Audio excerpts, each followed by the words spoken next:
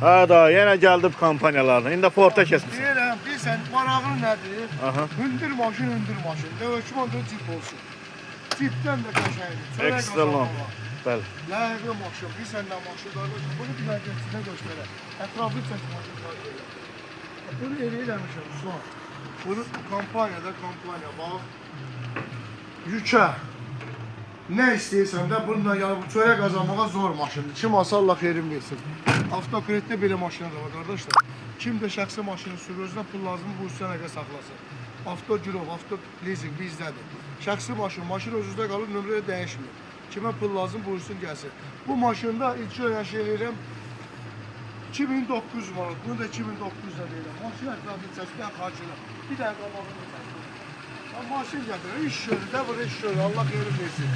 Maşın superdir, otur sür. Avtogirov belədir, avto leasing belədir. Kimə maşın, öz maşında sürsüz, pul lazım olsa, kreditdə qoymaq istəsə, buyursun əlaqə saxlasın. Şok kampanya var, ilkin ödəş 2900 manat. Mağda satılır, kredi üzrə satılır. Kimə lazım olsa buyursun gəlsin. Bir də şəxsi maşın sürsün, pul lazım olsa avtokreditdə 5 də var. Maşın özünüzdə qalır, buyurun gəlin. Nömrəyə dəyişmir.